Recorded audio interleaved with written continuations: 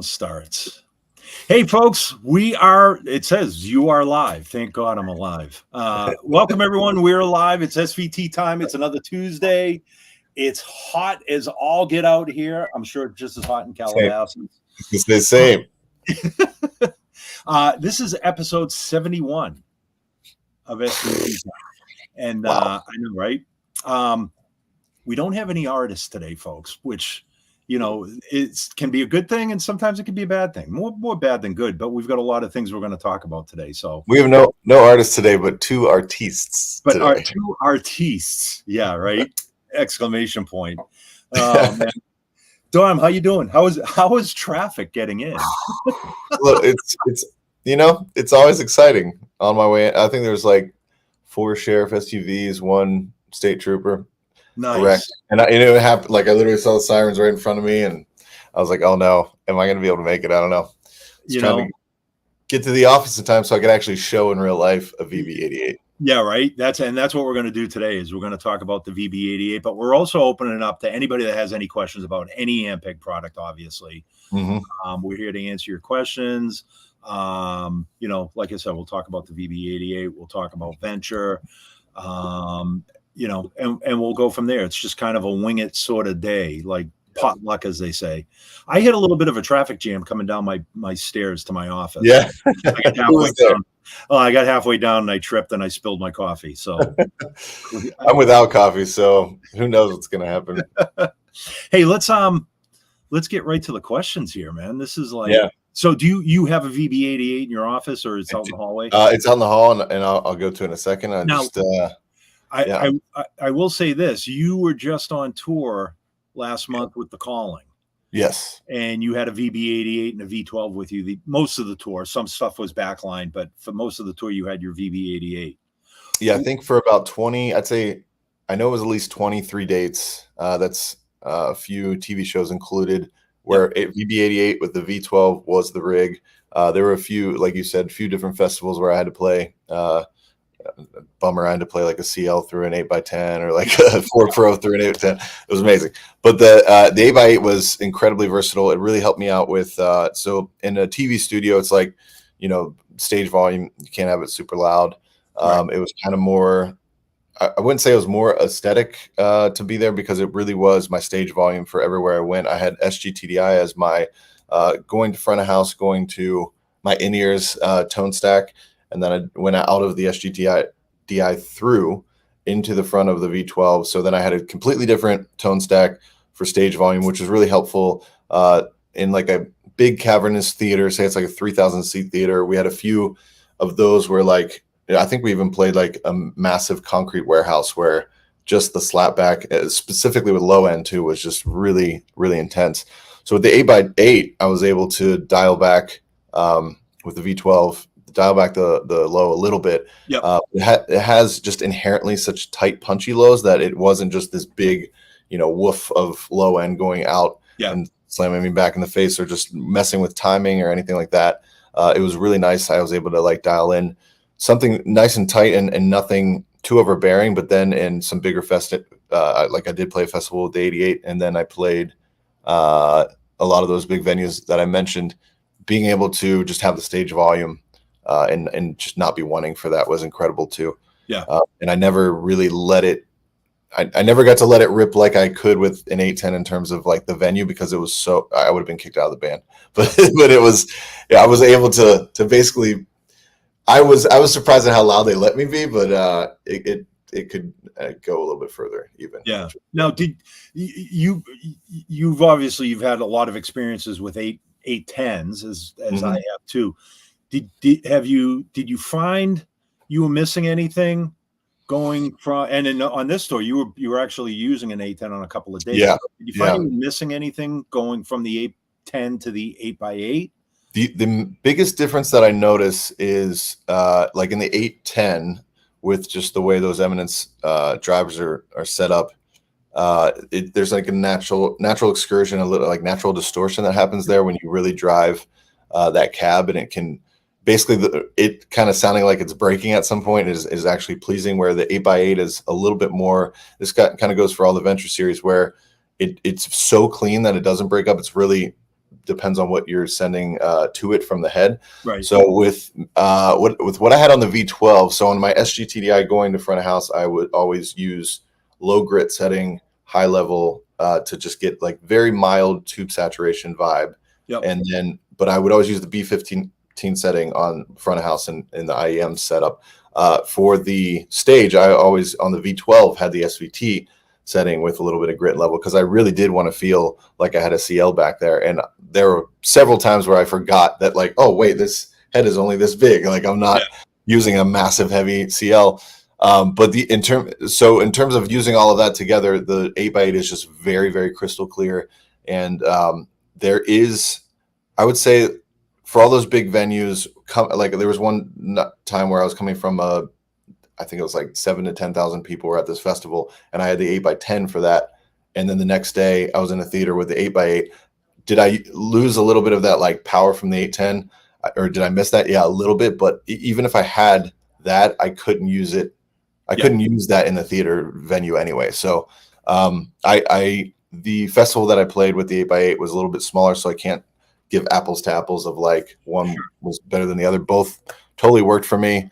But I know that there are a lot of it was kind of almost the other way around, where some of the clubs that I played, if we, due to logistics, couldn't bring the 8x8, if I had to use the 8x10, there was a level of surgical trimming or boosting that I couldn't do on the 8x10 that I could do on the 8x8. Sure. And the horn, the high frequency driver really helps for that on the 8x8. Yep. To have that extra. Somebody asked, basically, is there a bump in the mid-range response over larger speakers? I didn't really feel a bump in anything. It just there's more clarity. I guess that's the best way I can describe it. I really should get a graph of 8x10 response versus 8x8. I'm gonna ask sound design to do that, so we can just have that all out there for everyone. But yeah, I didn't necessarily feel a bump in the mid. It's more of just like overall. It's almost like you took a blanket off of an 810, even though like everybody loves the sound of an 810, me included. I truly never thought I'd ever like choose anything over an 810 ever, but this really does have that flexibility. Obviously the high frequency attenuator allows you to have more flexibility, where usually I would have that off, but in some venues it was a little bit darker in those big theaters, so I would actually turn that on to like -6 usually. So yeah, there's an extra clarity there. Okay.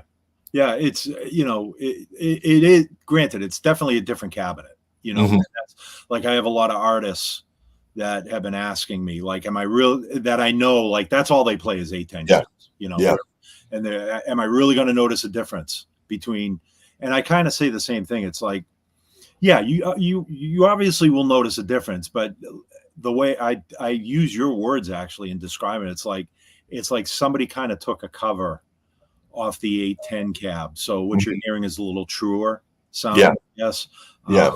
Because of the smaller speakers, the wave forms a little bit quicker, so it's hitting you a little bit quicker too. But I mean, let's face it, the biggest advantage from guys like us that are moving our own gear, like, I can't tell you, it's probably been at least a year since I moved my own 810 cab. I will be more apt to bring an 8x8 because it's 67 pounds. It's lighter than a 410 HLF cabinet. So like we put handles on the sides because it matters, because you can wait. Did we put handles on the sides? I need to go look at that. Yeah, you did. You did. You put handles on the But also, if you're not carrying your own cab, it's still having a happy tech is a good thing on tour. And my techs were just unbelievably happy on tour that this was the biggest thing that they had to take care of. And it was funny because a lot of venues would have their own house backline with the CL and the 810, and I would just put this in front of it, and guys were like, wow. Like, that's when you really see the difference of like, holy cow, but is this going to sound a lot smaller? And then they're like, whoa, this does not sound small at all. Yeah. And that's just it. Like when we were demoing it in the room at Calabasas with I think it was Pablo was there and a couple other guys were there. It's definitely deceivingly big. In fact, Omar is asking, how does the size compare to a 610 cab? It's about the same height, but skinnier. Yeah. Yeah, it's like on a diet. and I think the 610 cab is 110 pounds, if I'm not mistaken. Last time I checked. That sounds right. Yeah. You know, a 610 cab, you can almost.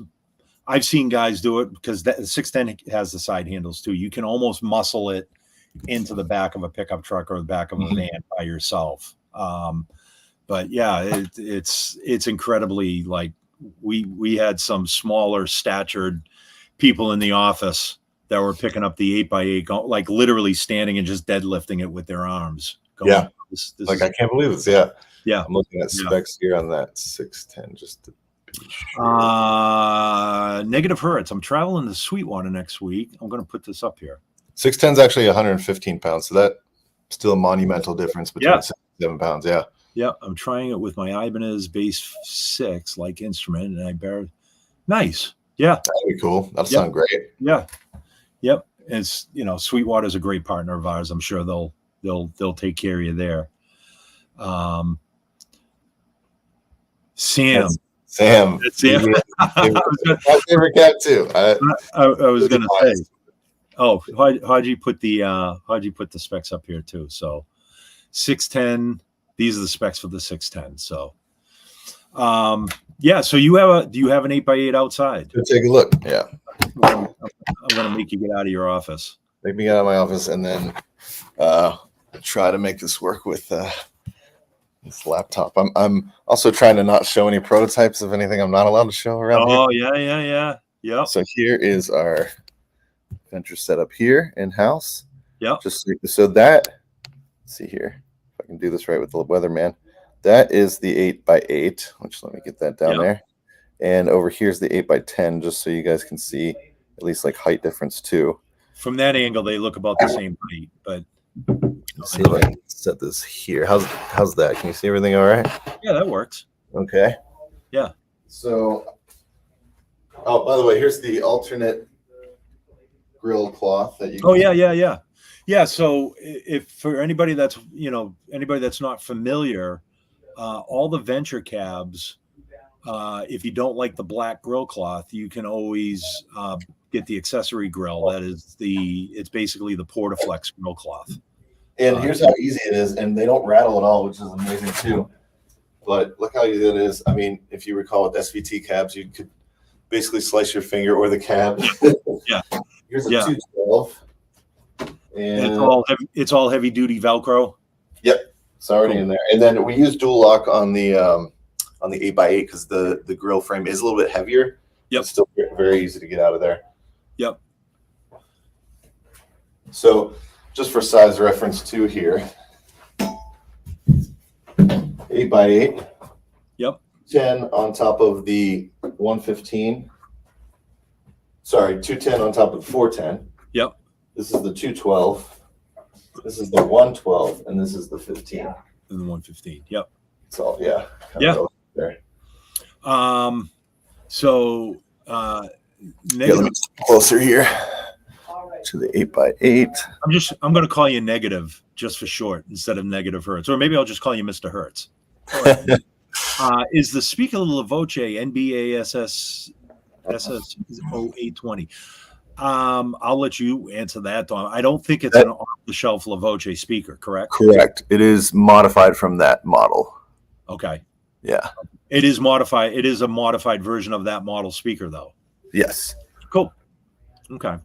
And I got to tell you, myself and anybody that knows me has known me for years. I've always kind of touted Eminence as being part of the sound of Ampeg, the Eminence speakers. And using, I've got my VB cabinets here. I got to say, the LaVoce speakers are pretty spot on. Not just pretty spot on, they are identically spot on. Like they do everything for the cabinet that it's supposed to do, basically. Yeah. So I was really blown away. Same exact story. Like Eminence has always been synonymous with the brand. It's not that it's not anymore. It's just because we still have Eminence in so many products, all SVT products, I believe. And it's just cool to have the differing sounds of the SVT Eminence sound versus the LaVoce Venture sound. Yeah, it's like, like you said, like Eminence is still in all the classic cabinets, which that's the classic Ampeg setup. You know what I mean? And going to La Voce with these cabinets kind of definitely differentiates. Like it's just something different that we're doing. We're not, we're not trying to turn over the apple cart, but we're trying to reinvent certain things and offer a different sound to different players too. Yeah, somebody says, I would love to hear Yannick playing around with that since he switched to 410 with his transition Ampeg. There are some videos of him playing through, I think, various cabs and Ampeg or Venture heads. Yes. So you can do that. You can check that online. It sounds amazing. But the one is incredible. I don't think we have any clips of him playing through an 8x8 just yet. Just yet. Exactly. That will be coming, I'm sure, at some point. Let me show you how easy this is to cart around too. So V12 on top of that, it's I think only 8 pounds. One trick off of there. So yeah, this thing, it's crazy light. Was in a car accident a week ago.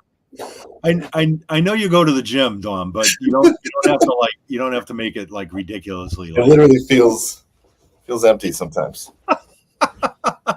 You just picked it up like a little kid. You know what? I've got a new contest for the next NAMM show. An 8x8 throwing contest? 8x8 toss. I love it. Here's your 3-way switch. Yep. Skid rails on the back, just like the 810 and the 610 and the 410. Got a nice foot or kick pad there. Casters that don't rattle. Yep. Man, and it does have the side handles, like you just said. Yep. And then Neutrik NL2 combo, or Neutrik combo jacks on the back. Correct. Yeah. Right. Okay. Yeah. So you can use an NL2, NL4, or a 1/4 inch, and they're wired in parallel. So if you really need a second 8x8 cabinet, you can daisy chain them together. Yeah. Heck yeah. So Antoine, I think we answered why this choice of La Voce. Box of air, Kurt. Yeah. Yeah. Right. It was, like I said, it was just, we wanted to offer something different, a different sound, but still staying, it's still got to be Ampeg. That's the main thing. It still has to sound like an Ampeg. We're not trying to sound like anyone else because everybody else has their own sound. But yeah, we just wanted to offer something different, So yeah, something different. It was, I don't think it was about price at all. It was more weight was a factor too, obviously, but weight and sonic quality for what we wanted in the Venture series, because we are trying to have something very complementary to SVT, where this is more of like the modern Pro Neo. Yeah.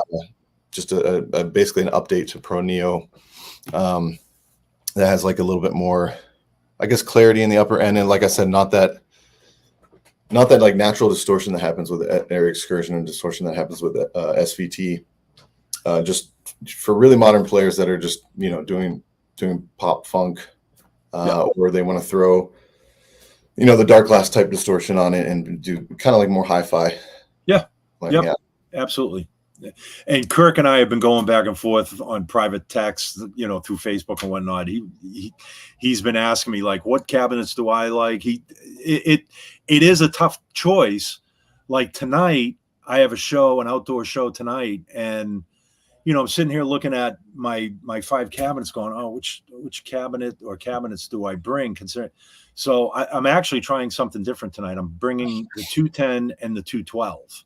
Okay. Because I would have brought a second single 12, but I don't have another 112 cab. So I'm just going to try and emulate my old rig, which is 2 single 12 cabs, and see how that. You said so a 212 on the bottom and then 210 on top? I'll put the 210 on the bottom and the 12 on top. A single 12? Yeah, single 12. Okay. Yeah. Cool. Yeah. The 212 and then 210. That's great. That's a great rig. I was gonna bring all 5 of them. I mean, it's just like, it's a gig that I do normally, so the sound crew won't mind if I'm experimenting with different things. They'd be like, oh, they know when I show up for the gig, it's like, what is he bringing to experiment with this time? So it is hard to pick which one. Like I love the 212 for rock. If I was going to do anything where I'm kind of using SGT all night and just kind of doing an overdriven thing, that's amazing. Like two of my favorite general all-purpose cabs would be the 212 or the 15. But then aside from that, it's like, then I want the 8x8 for anything else. Those are like my personal preferences. Hey, sorry to make you get up again. Yeah, let's do it. Jeez. Still plugged in there. That's all right. Yeah, and one thing I do want to point out, and obviously, Dom and I have the luxury of being able to try all these cabinets. I know not everybody has that luxury. You can only buy so many. Well, no, you can buy all 5 cabinets if you want, but you know what I'm getting at. They're not cheap cabinets. Yeah. They are expensive, and so we're thankful that we have the luxury of doing this, of being able to experiment with the cabinets. But also, it's the other reason for this is so that like when Kirk asked me, or anybody from the forums asked me, what do you like? I can kind of give more informed response. Like, man, I did a rock gig the other night with a 210 to 15. That really worked well. Whereas, I was doing an upright gig, acoustic upright gig the other night, and the 112 worked perfectly. So it just kind of arms us with some information that we can pass on to you guys too on what cabinets work best. So that's the dual lock. Yep. It's off of there. I didn't hurt myself or the cab, which is great. Yeah, right. You didn't have to get the pliers. Remember my old video? Oh, yeah. You unscrew the screw from the bed, the plier, and just I caught a lot of hell for that one too. So that's 4x8s with the HF right there, and then ports in the middle. Yep. And it is. Where's the horn on that, Dom? It's between the top 410s. Yep. Right okay. There, and that is also a La Voce horn, correct? Correct. Cool. See, this and I mean, I tried tons and tons of horns. I love this horn. I'm not a horn guy. Yeah, not usually an HF guy. Yeah. Very musical. Yeah. It's not as and it's front shelf ported. Yes. Let me move that back. All right. There we go. And also one other thing too, if you're not familiar, it is a 4-ohm cabinet. It's not an 8-ohm cabinet like the other 5 cabinets. So yeah, you can run. I mean, you can run a Venture head, but you can run any one of our heads, including the SVT, CL, anything that's requiring a 4-ohm load. You can do that. But I forget the point I was going to make about that in the 810 cab. I can't remember what I was going to say. Cab. Okay. Cab shop. Yeah, it's fine. Exactly. And we're constantly like, not that I travel that much like I used to, going around to music stores, and Dom is the same thing, but we're always working with our sales department, because sales comes to us and says, this store's looking to stock. Mm-hmm. They what's a fair representation of the brand or of the line of Venture? They can't stock all 6 cabinets. So what would you recommend, sort of thing? Yeah. And then which ones are willing to actually put it out on the floor? Yeah. I mean, I will always recommend an 8x8 just because that's kind of the flagship, mm-hmm. But yeah, it is a tough thing, cab shopping. Let's I'm going to go on my little diatribe here. Can you get Zeke's comment up there? I got you. Could I mount my V12 in a 2U rack case on a shelf without it getting hot, with the front and rear cover off while using, of course? Yeah, so we have to say rack at your own risk. Just have to say it because we are under the hood a bigger corporation and got to protect ourselves there. That being said, disclaimer. I had my V12 in a 2U Gator rack case. One moment.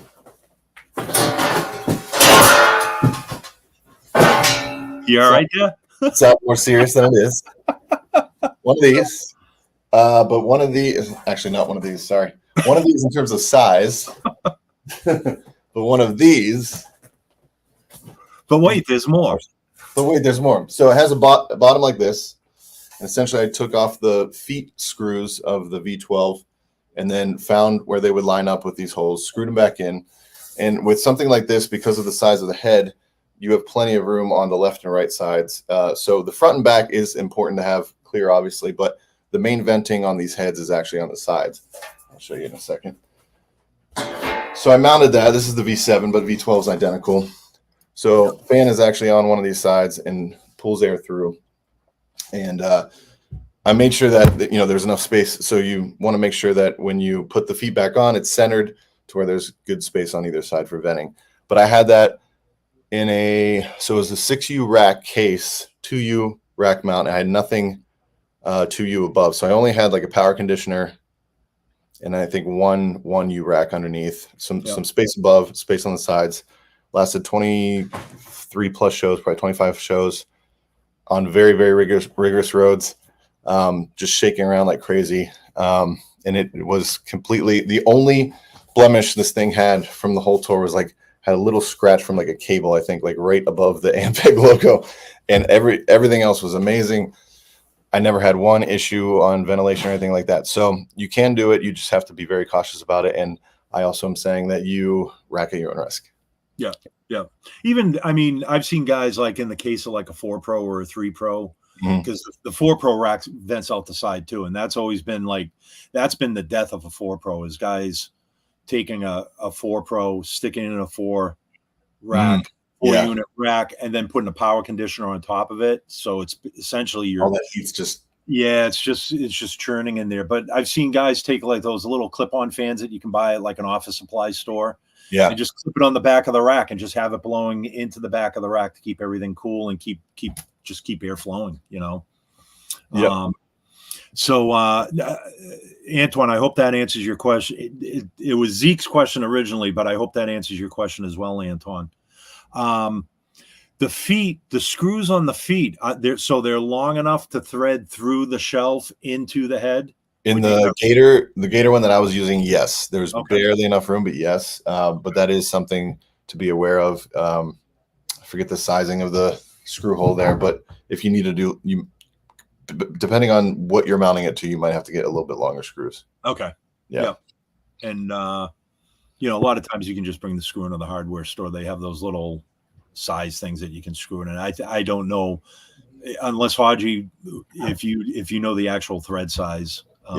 Length, but just be careful because if you get too long, you don't want to push the screw too far into the head and start touching PCB boards. Exactly. Which you can kind of make up for that with like bigger, if you wanted to get meatier feet, rubber feet to put on there, that makes more sense too. Yep. Burgers and fries. I love the name.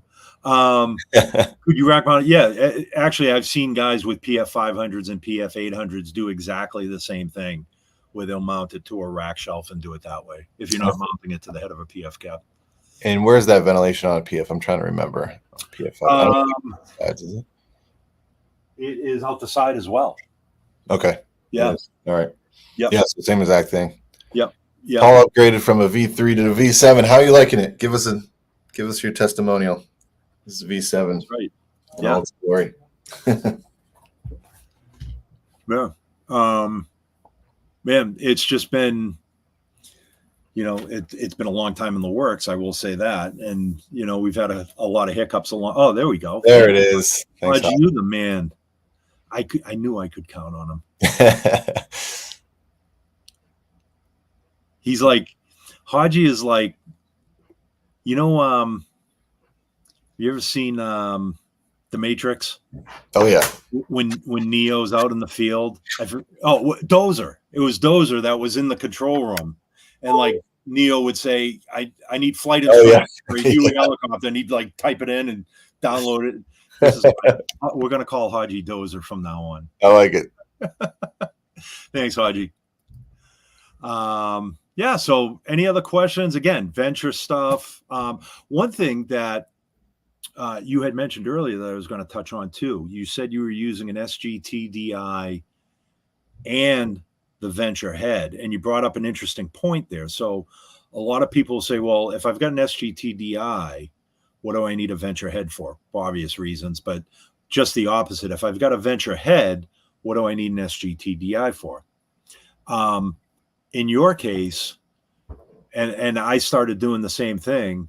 You take the SGTDI, that is your front of house and your in-ear. And if you don't want to send it front of house, you can send it just to your in-ear mix and dial in.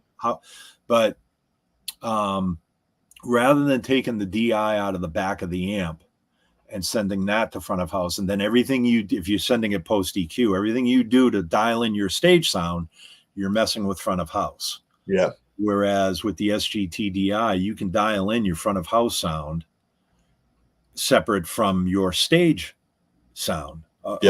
Of course, with the consent of the front of house. Yeah. That's always that's a whole nother topic there. But unless you're getting to like song, you got 2 songs left and you're like, all right, I'm going to let it rip a little bit. They're not going to do anything. No, I know it. But yeah, I'm starting to see more and more front of house guys become more acceptable or accepting of preamp pedals, of taking a signal from a preamp pedal. Whereas in the past, it was like, nope, I want a clean DI. I don't want anything from you other than just your direct bass signal. And then you go do sound check and you go stand out in the house. It's like, dude, that sounds so sterile. I know you're dialing it in for the mix of the house and we trust what you're doing for the best of the show, but it just always, to me, it just sounded so sterile the way they would have the bass mixed into the front of house. So at least with this, you can kind of you have more flexibility, but you're also, if you wanted to, have those coupled, it's just as easy to go out the preamp out of the SGTDI into the power amp in of either the V7 or V12. True. Yep. Another cool thing. Yeah. Yeah. In fact, I actually did that at the festival this past weekend. They didn't have an Ampeg rig on stage, and it was a cool rig. It was a Canadian made bass amp. I'll see if anybody can guess what it was, but it was a cool rig, but I wanted my Ampeg sound. So I just I came out of the SGTDI.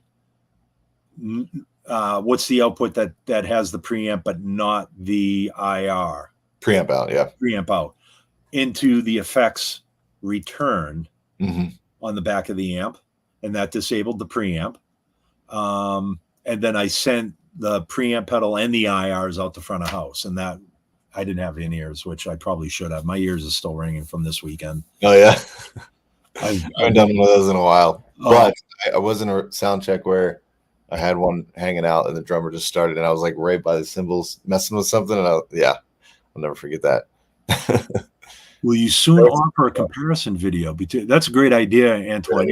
Yeah, we probably will. We are working on some VB-88 videos. So Yep, we're working on that. I'm also, just so you guys know, I'm going to let a little bit of the cat out of the bag. I'm working on some quick tip videos here. Like 1 minute, minute 30 quick tip videos, how to get a sound, how to use the SGTDI, all sorts of like fun, real quick videos. So that might be, I'll put that on the list of things to do, is providing they'll send me a VB-88. I'm still kind of waiting on my cap. Sure, it's in the mail. Otherwise, I would have used it tonight at the outdoor festival. Yeah, that would have been perfect. But that's a great question, Antoine. Thank you. Power's on my level there. SGTDI and V12 in tandem. Yep, that's the way to do it. Yep. Yeah, exactly. And there's actually Haji's waiting too. I'm gonna put that up there. I thought Dino was sending you one, Haji. I'm sorry. Haji, I'll send you mine when I'm done with it. No. What was I gonna say? Oh, so there's also a trick in. Actually, I have my SGTDI right here, and this is an old trick that I used to do with the SCR-DI. And it's kind of a way to acts kind of like a Morei box for an in-ear monitor mix. So what I'll do is, using your SGTDI, whether you're in the studio or live, plug my bass into it. Everything runs as normal, front of house. XLR out the front of house, preamp out to the amp if I'm using an amp on stage. But then if you can talk the monitor guy or the front of house guy to send you your own monitor mix, you can essentially plug your monitor mix into your headphone out. Then come headphone out into your in-ear system. Follow me so far? Yep. I'm making sure I get this right. So yeah, you can send monitor into the aux in is what you're saying. Yeah, monitor into the aux in, then line out, which sends your preamp and your IRs and whatever's coming into your aux in into your in-ear system, whether it's wireless or wired, and then that feeds into your in-ears. Then on the side here, you can adjust the level of the monitor mix that front of house is sending you, and you can also adjust. Obviously, you'd have to do it with the volume knob up here. So you can balance how much of your direct bass sound versus how much of the monitor mix you want in your in-ear mix. And that's kind of like a trick to get sort of a more me box out of the SGT-DI. You could also do it on the SCR-DI as well. So yeah, I mean, will you do that all the time? Probably not, but it's just kind of a quick trick. Another thing that I'll do sometimes is if I have my in-ear transmitter by my amp and I have an open XLR, whether it's on the back of the amp or whether it's on the SGT-DI, a lot of transmitters are stereo. So I will send I'll send an XLR into the open side of my in-ear transmitter, and that way there on my pack I can dial in how much of my direct bass sound versus the in-ear mix that I want to. So just different ways to be able to get more of your sound in your in-ear mix. Because I mean more and more guys are going to in-ears and stuff like that. So I just notice it's getting harder and harder to get like your good bass sound in your monitors, in your in-ears. Don, I think we lost you. Or you might have lost me. I don't know. Uh-oh. Technical difficulties. Do you guys... Oh, I'm going to put this up here anyways. I think we might have lost Dom. If anybody's watching, just let me know if you lost me or if you lost Dom. And here he is. Do you guys like sweepable mid controls, or do you think this leads to bad sounds? Great question. Thanks, Ian. We lost Dom. That is a great question. And in previous models, like he's just resting, like SVTs and let me add him to the stage. I think it's me with the you're back. You're good. Yeah. Okay. So Negative Hertz was asking, do you guys like sweepable mid controls? Do you think this leads to bad sounds? I was just about to say, like on previous heads like SVTs and Portaflex and Pro Series, you had the 5-position mid-range selector switch. So you really, you could choose your frequency and then cut or boost it. If you know and you have a working understanding of what frequency will do what by either cutting or boosting it to your signal, it'll definitely help.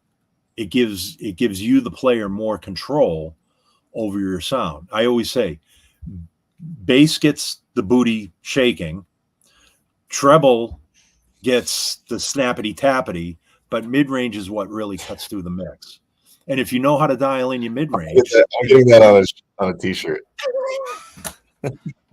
I'm gonna see it on my I'm gonna see it on my face. I'll see it on my Facebook feed next week. Dino says bass makes the booty shake. Treble. But yeah, it was I think we lost Dom again. That's a great photo of him too. I got to take a snapshot of that. Negative hertz. We had an amp called the SVT6 Pro that had a 4-band semi-parametric EQ where you could dial in your low frequencies, your low mids, your high mids, and then your highs, and then you cut a boost. It was basically 4 bands of that frequency that you're seeing on the sweepable, on the Venture controls now. It was just, for me personally, it was way too confusing. I just set everything straight up and just ran it that way. But like I said, if you know what you're doing and you know, okay, if I boost 30 hertz, it's going to do this, or if I cut 500 hertz, it's going to do this. I think it'd be very, very useful. He's trying. Now we got 2 DOMs.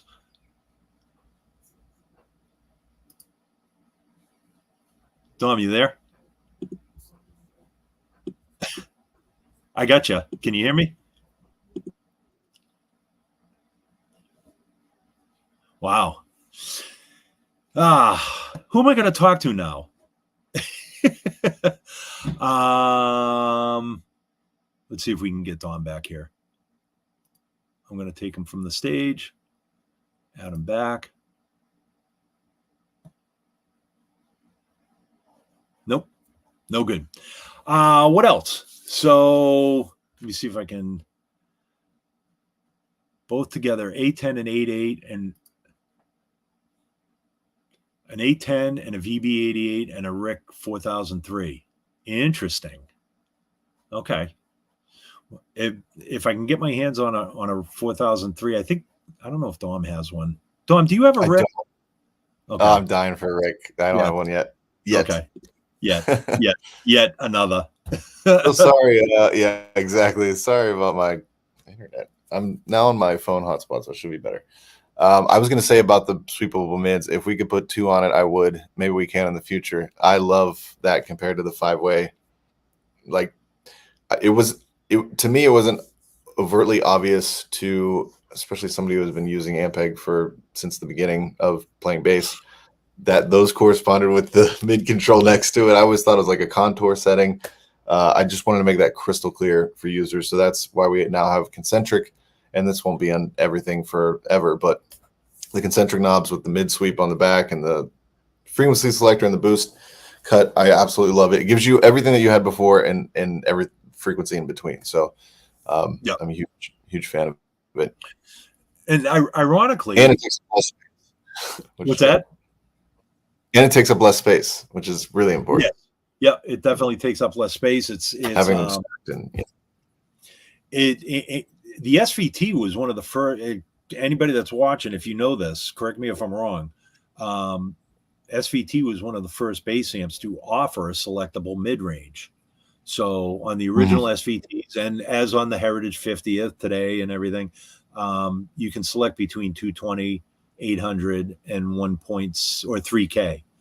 And then when we did the Pro Series and the Classic Series, we added 2 more frequency points. We added 450 and 1.6. So you have 220, 450, 800, 1.6, and then 3K. So they basically double as you go across. And that's been kind of the standard forever. But now with the Venture Series, now you can literally sweep between 220 all the way up to 3K and then cut or boost. So yeah, it is definitely more useful. But you would consider adding a second band of sweepable mids? If we could do it, it'd be pretty cool to be able to, like, say I want to cut a little bit of 2K but boost a little bit at 800 all together, I think that'd be cool. Yeah. Or just you throw a graphic EQ on. That's always good too. Yep. The graphic EQ Pro I absolutely love. 3 and 4. Yeah. The 9-band graphic. Here's a little trick for anybody that has a 3 Pro. 2, by the way. So on a 3 Pro, if you want more volume out of your 3 Pro, because a lot of guys say, man, 450 watts doesn't quite. What you can do on your 3 Pro is the far right slider is your boost and cut for that entire circuit. you can run your 3 Pro graphic completely flat and use that as like an extra stage of gain to get more volume out of your 3 Pro. Granted, like I say, you're adding gain. You're not necessarily adding volume. So it will get louder to a certain point before it starts farting out. But that's kind of a little trick. Like on my 3 Pro back here, I'll run it halfway between full up and flat. But I keep my graphic EQ completely flat. I don't cut or boost anything. With that graphic. And the you could actually use it as like kind of like a channel boost or like a because you can engage that with the foot switch. I think on both those heads. I think that EQ on off. Some players will use it as like a second channel. Basically. Let's get down some of these questions here. Thoughts on line arrays on bass cabs? Yeah, I mean, it's. Is that the thought? it's well, it depends. Like, you know, I know some of our artists use line arrays. I know like Daryl's used the Meyer Sound line array at certain times. Granted, it's a $7,000 box. So of course it's going to sound great. Right. But yeah, line array in general, like getting the full broad range frequency, I guess, again, it depends on what you're using it for. Are you doing a lot of hi-fi sound? Are you doing a lot of slapping, tapping, chordal stuff? Then you might want to take advantage of that full range frequency. A floor monitor is essentially a line array, and I mean, some line arrays sound better than others. If you're not using a bass rig and you're using like the SGTDI or you're using a HX Stomp or something like that, yeah, I think a line array would actually kind of make sense. Because then you're getting the true sound of, you're getting an uncolored, unaffected sound out of your line array. So yeah, there's applications that I think line arrays work. Would we necessarily do a line array in a bass cabinet, do you think, Dom? I think, at least personally, if I was like designing it, I would just want it aesthetically to look, I'd want it almost like still a flush front if it was tucked in, and like if anything was angled internally, I'd want to keep that angle viewing wise, and like just I wouldn't want you to see that angle popping up. It didn't. I think Sun had a cab that was like the 10 or 12 was pointed up, but the 15 was down here, kind of thing. That kind of thing, I'd want at least to still vibe Ampeg to be a flush front kind of thing. Yeah. So it would I would want to like tuck back or whatever. But I'm not opposed to anything that sounds amazing. Yeah. And an SGTDI through like what they call Texas headphones, 2 massive monitors, and if you had your bass in stereo, even cooler. I'm a huge fan of that. Texas headphones, man. Yeah, I mean, I know in the 90s, Ampeg did something like that with the ISO vent cabs, where it was sort of a line array where they had a pair of 6s, pair of 10s, and then a 15, and then a down firing 15, stuff like that. But I don't know. You start, if it's not done properly, you start getting into phase cancellation and all sorts of weirdness. I was gonna say, you definitely have, yeah. You'd have to have an incredible acoustic engineer on the project, which we strive to do. When we talked to Bill Hughes when we were doing the 50th anniversary SVT, one of the original designers of the SVT, rest in peace, he was talking about like a whole modular bass system that kind of involved line arrays, that whole thing. So he was a big proponent too of it's a system, it's got to be modular per what you need per show, and it should all be consistent in terms of like he was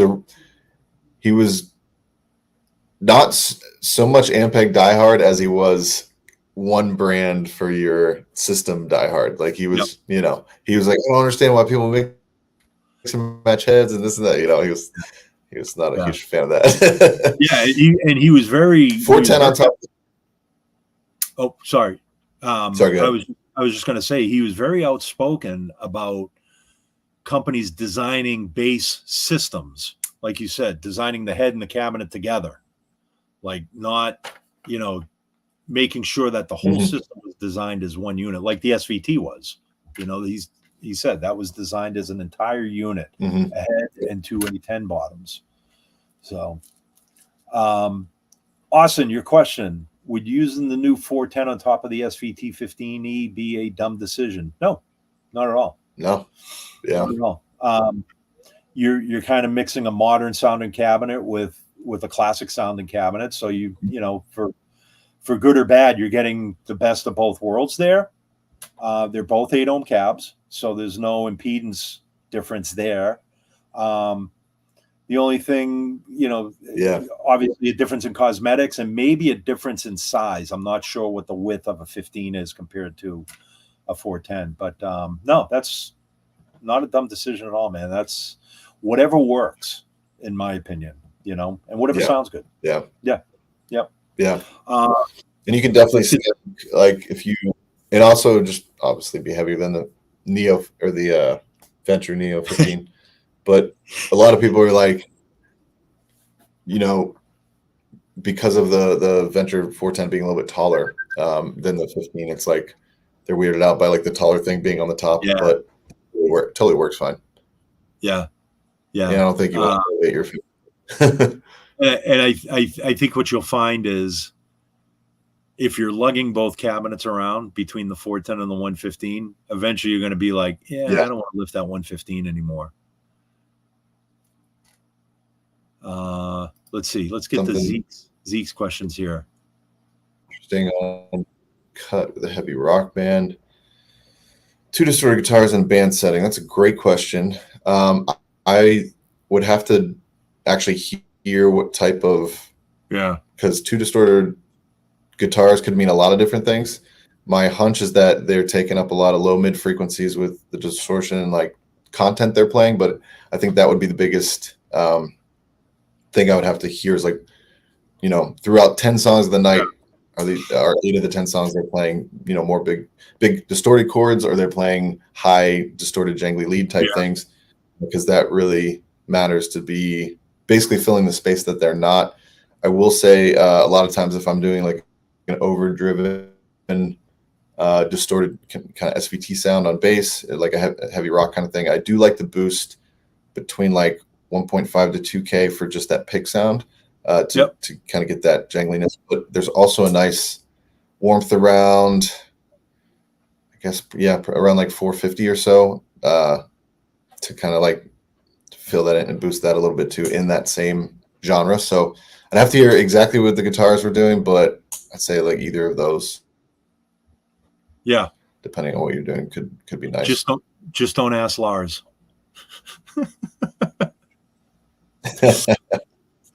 That was uncalled for. It's cool that you're using the 16 F for that, because I feel like that's the perfect cab for that. For a hard rock band. Because it has a natural nice mid growl to it. With my V12.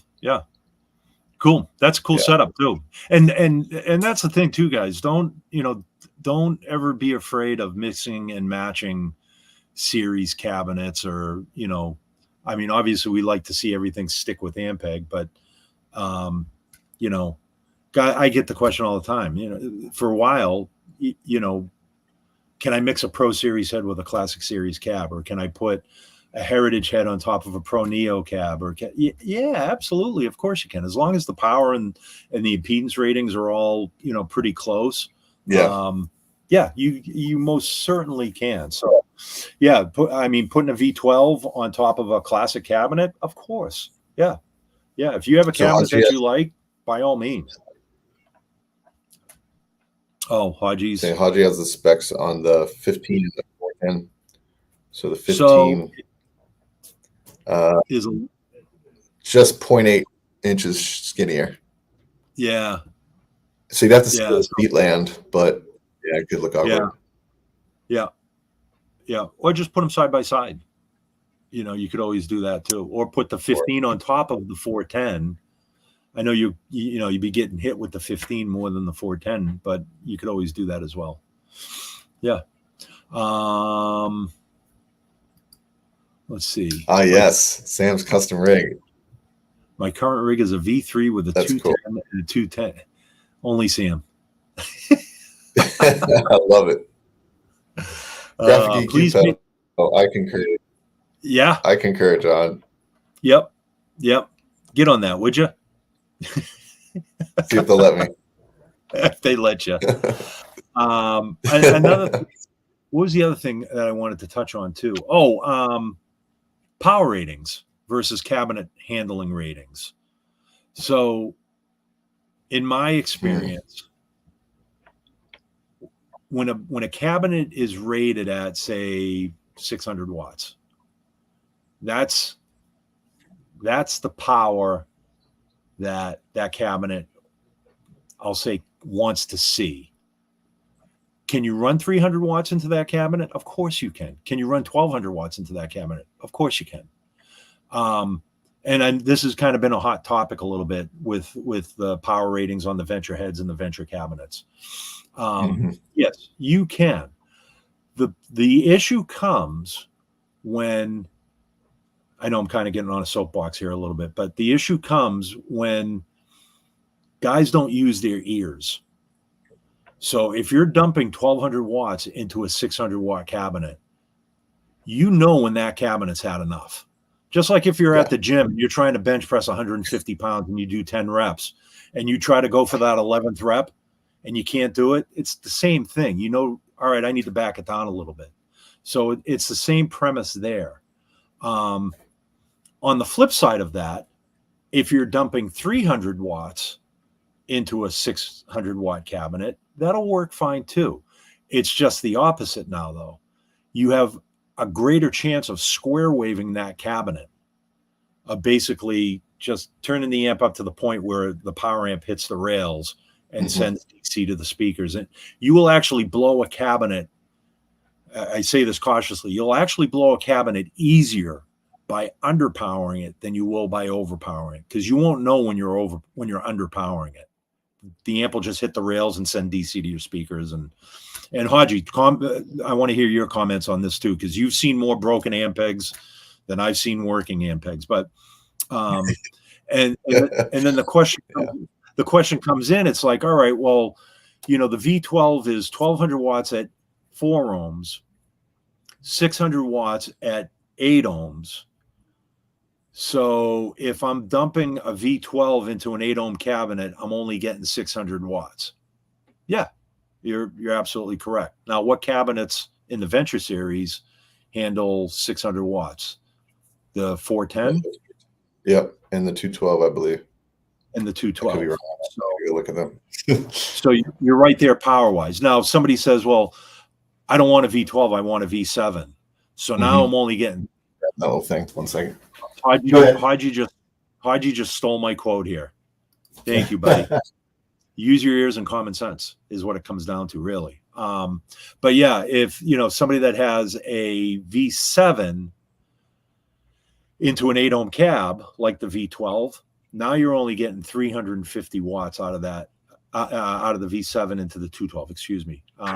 Now you're getting 350 watts into that 212 cab that wants to see 600 watts. Are you okay doing that? Yeah, absolutely you are.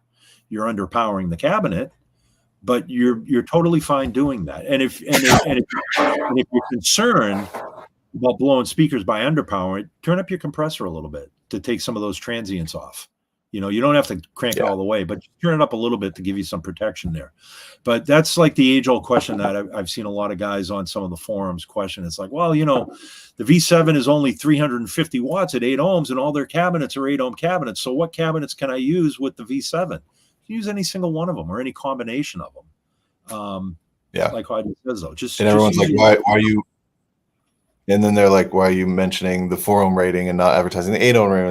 It's because we hope that you use these together in a 4 ohm setting, or if you're using the 8x8, you know. So we kind of, it's you're not going to please everybody, and that's a hard part when it comes to that. And then on top of that, there's an added complication, and that's the reason why I grabbed this hang tag that is on everything, because I didn't want to misquote any power ratings, because I know what we're allowed to say in terms of power ratings based on our very, very, very rigorous testing and standardized AES standardized testing.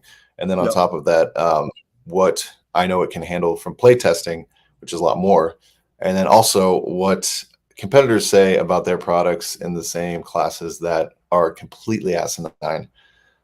And I won't go further into that, but in terms of what they claim with, the same power modules that we're all using in different heads. Yeah. So. Yep.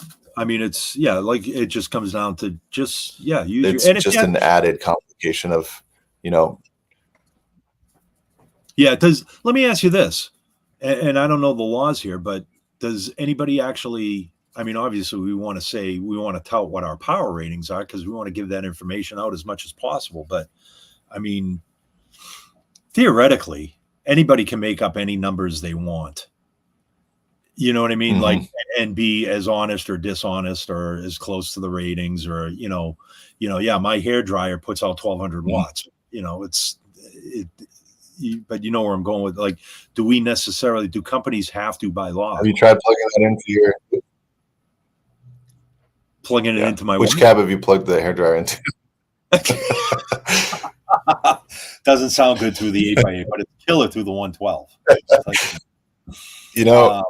I'm challenging Anthony Fregoso, who is our incredible acoustic engineer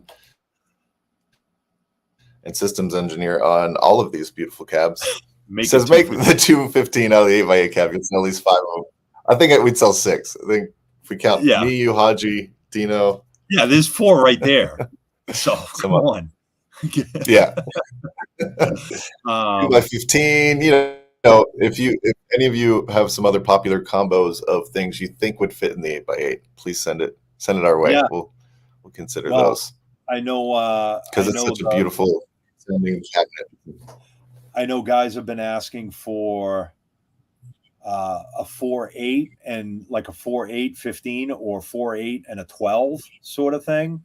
Kind of like the old 1540 HE that Ampeg used to do, was a 410 and a 15 on the bottom. That was bi-ampable too. So that might be kind of cool. Oh, nice. Yeah. But yeah, guys. I remember the 8, I forget, 51. They had a horn, an 8 and a 15, I think. They had like a combo, Ampeg combo. Oh yeah. It's almost like a 3 Pro on top or something. Yeah, it was like it was a B3 combo, if I'm not mistaken, or B38 or something. It's in the history book. Yep. Also, speaking of history books, I don't know if anybody's familiar with this too. This was obviously, it doesn't have the Yamaha or the Loud era. It goes up to the late St. Louis music era. And I'm always talking to Greg and Bill, the authors, like, when you guys going to do a revision of Loud and Yamaha? Who knows? They may at some point. But this is a great resource. Like, when you guys text me saying, "Hey man, check this out. I got, I picked up a V4. Can you tell me?" This is the book that I go to. There's not enough room in here to store all that information. I literally go to the book here and like, oh yeah.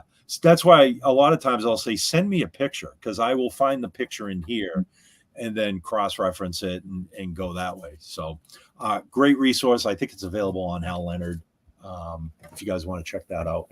But and honestly, when it comes down to it, feel free to hit Dom or I up. We're always on the forums. I know the Ampeg forum, Idea Scale, of course.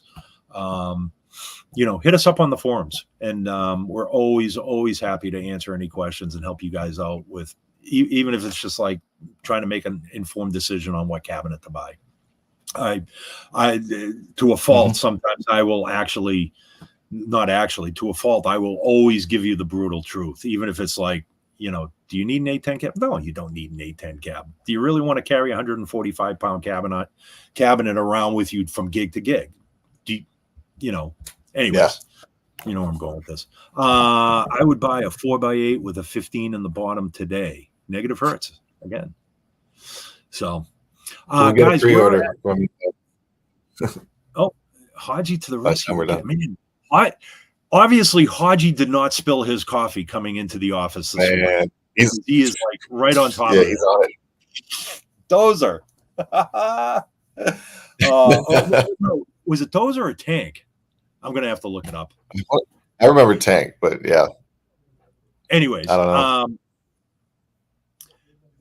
Yeah, we're what can I say? I think we got everybody's questions here for the most part. And if we didn't, I apologize. I'll look through the comments after we post this and see if we can log in and answer some more questions that way. But it was Tank. It was Tank. Thank you. Joey Pants. Haji. Yeah. It was Tank. Dozer, you know what? I think was Dozer his father? That's the question for the next SVT time. Was Dozer Tank's father? Man, it's been a while. Yeah, IMDb is your but yeah, guys, we're at time here. What can I say? That the hour flew by. Again, I was like, when we go into these things, it's kind of like, oh, his brother, man. I'm gonna butcher your name, but Raichu. You're right on top of it too with all the answers, brother. Thank you. Should bring Haji on camera one day. Let him be famous. He helps so much. I agree. He's got a great setup too. You know what? Actually, Haji, what SVT time did you co-host with me? Oh yeah, because he's filling in and helping me out, bailing me out. Yeah. So no, we should get him back on. We should get him and Sam and Ryan, get some sound design. Yeah, actually, let me ask you guys that before we go. Don't know, maybe I'm horribly wrong, but this is what I remember. Oh, he did do it. Haji did do a couple of them. Do it. Yeah, I was just going to ask, like, do you guys have any interest? And I would hope you do, like meeting some of the other team members from Ampeg, the guys behind the sound design for SVT Suite and the IRs and this, and just kind of meeting some of these folks. And it's a small community. I will say that, and I will say this about everybody that works. And after being with the company for 20 years, it's everybody. Like, this is the most staff that are actual bass players that I've seen. St. Louis Music, we had bass players on staff, and Loud Technologies, we had a lot of great musicians on staff there. But when I came on with YGG, it was like, hey, wait a second, Dom's a bass player, Sam's a bass player, Ryan's a bass player, Haji's, like, you guys are all bass. Like, I feel intimidated now because I'm not the best bass player in the company anymore, guys. Which doesn't say much, anyways. But get out of here. Anyways, guys, thank you all for watching. It's been another great SVT time. Had a blast. And yeah, what can I say? Thank you for your support, Haji. Once again, thanks, man. Aaron, thank you for setting this up. And yeah, we'll see you in 2 weeks. I don't have anything on the books right now. Again, everybody's out on tour working. How dare them go on tour instead of staying here for SVT time? But yeah, thanks, guys. We'll see you in a couple of weeks. Dom, thanks again for being here, brother. And running back and forth to the 8x8. That's right. Anytime. All right, guys. We'll see you in 2 weeks. Yeah, thank you. Be safe.